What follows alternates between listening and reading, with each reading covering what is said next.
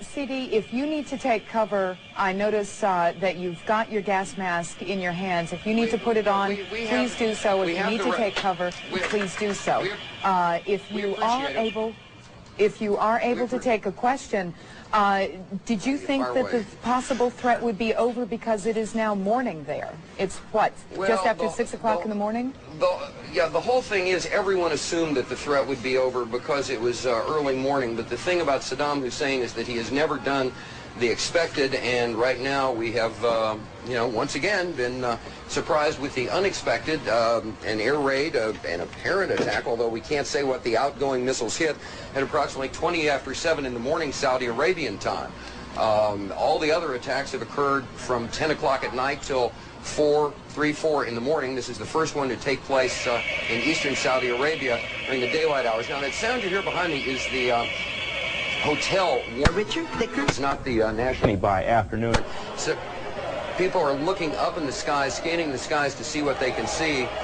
Do we see much of anything out there? Can we see much of anything? Okay. Well, apparently there was some word of outgoing. Again, we cannot be specific about the direction.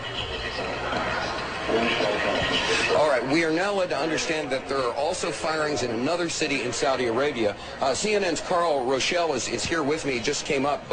Carl, I know we can't be very specific given these restrictions, but within those parameters, what did you see? Well, what I saw, I didn't see anything hit. I looked almost straight above us, and there's a vapor trail coming from my right to my left, and there's a cloud of something. It looks like it might have been an explosion, a cloud. The white say.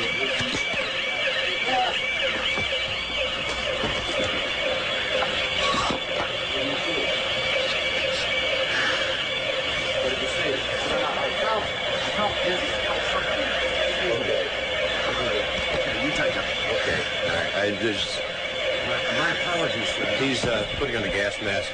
There hasn't been any gas dropped here that we could tell. You smell anything? No. You may smell some of the fumes from a missile exhaust going off. The missiles use a rocket, a cordite, some sort of burning. We just heard a little thump just then. But I have to apologize for that. I caught a whiff of something and felt momentarily dizzy. You're more experienced. Military affairs than I am, but it might have been a little gas from the rocket exhaust. It wasn't anything. A lot of people have their respirators on just in case. And again, you run to get down here. You, in my case, jumped out of bed, hearing the air raid warning go on. You run down 3 flights of stairs to get out of here. It's probably 100 yards. You hyperventilate a little bit, and you're nervous. One thing we have to point out, just so people won't think people are panicking. Most people are in their shelters. They've taken cover in their shelters, and in the time we've been in Saudi Arabia, I've not seen any evidence of panic in the streets or people running around. People are not exactly taking this as a matter of course.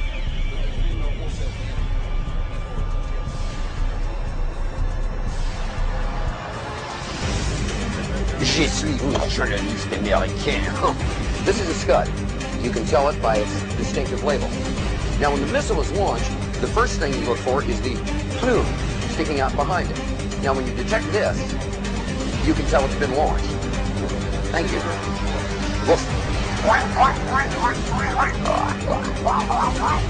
Geopolitics by Dan Quayle. I'm going to go get my hamburger and my coffee. All clear. Every time I order something, this happens. All clear. Thank you.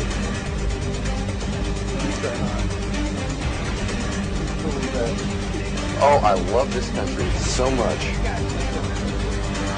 I'm starting to get real bothered by all this. Charles Jacob, CNN, reporting live from Saudi Arabia. No, wait a minute. Whoa, hold it, homeboy. I'm the talent here.